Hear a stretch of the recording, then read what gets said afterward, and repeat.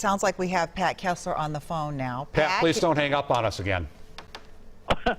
Yes, this is a very difficult night for everybody in Minnesota, everybody in Minneapolis and St. Paul, as we watch these protests grow. I think one of the big questions, guys, is why isn't the city stepping in of Minneapolis and St. Paul?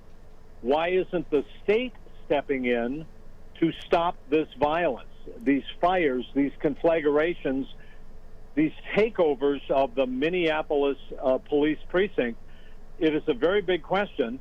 We know that the governor's office has sent 500 National Guard troops tonight to the Twin Cities to try to tamp down this violence, this looting, the fires. But we don't see them anywhere in the city. We also see tonight that President Trump has entered the fray. Just a few minutes ago, he tweeted that he cannot stand back and watch this happen, in his words, to a great American city. He's attributing it to the radical left mayor, in his words, Jacob Frey. Let's set that aside for just a moment. Here's what's important here. He says that he has spoken to Governor Walz and told him that the military is available to come in and do it.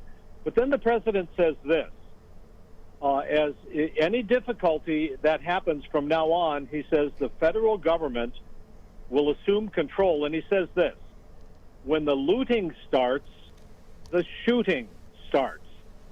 So this is a very strong reaction from the President of the United States in the midst of this really terrible event that's happening in Minneapolis and St. Paul tonight. Well, Pat, let's break this down a little bit. I mean, who's making the call? Is the mayor listening to the fire chief saying, I'm afraid to go in? Is the police chief saying to the fire chief, I don't have enough guys to protect your fire equipment? I mean, at some point, someone has to take some responsibility, and I think that's why you see the president getting so worked up. And I think a lot of people watching this are going, where is law enforcement? Where is the fire department? But I know that these decisions aren't made in a vacuum. How does this leadership flowchart work in terms of who is doing or not doing things? Well, this is the most important question of tonight. We have not heard from any of our city leadership, nor have we heard from Governor Walz about tamping down this violence. That's something I think that is very unusual in all of my years of reporting, that we have not seen our leaders come forward and say, this is what's happening, this is what we're going to do, particularly to stop this violence. So we don't know the answer to the question, Frank. We don't know why or who is not allowing the police to come in, the firefighters to come in, or the National Guard. I will say again that the National Guard has been ordered to these cities, but around the 3rd Precinct, which is burning down, which is something I think that none of us has seen in our lifetime. No. Unprotected police department burning down because they gave it up. They retreated and let it happen. So that's something we have not seen. We are still waiting to hear from all of these. Now, specifically to your question, the governor of Minnesota controls the National Guard. He has activated the Guard. The Guard has not yet appeared on the streets of Minneapolis and St. Paul, to my knowledge. Nothing that we have seen yet. Pat, they haven't that's appeared. Where we are. They haven't appeared on the streets, but we did get a tweet, and there was the National Guard with the fire department, but nothing, and that was almost an hour ago. Hour and a half now, at least. And nothing has happened since then. And, so Pat, to your point, you know, it even makes it more glaring, I think, is that every day we get an email saying we're having a briefing with the governor at 2 o'clock, and the governor's going to have these people on, and he's going to talk about COVID-19.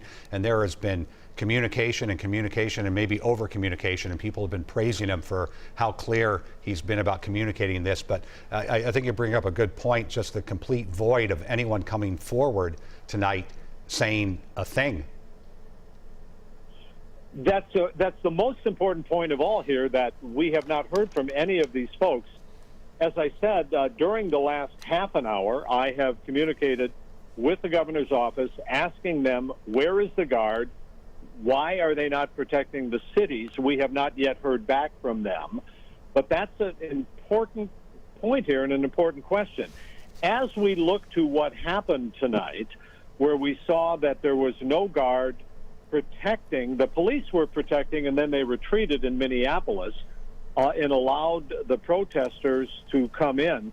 We don't know who allows that to happen. Is it the Minneapolis police chief? Is it the mayor who says, don't hurt any of the protesters? Well, I can tell. We'll it's get back okay, to Pat. Trace. We don't need to be breathless about it. We are going to We'll get it. Hey, Pat, keep watching and listening because we're going to get the chief on right now. We have the chief right now, the Minneapolis Police Chief, John Frey, joining us right now. Thank you so much for joining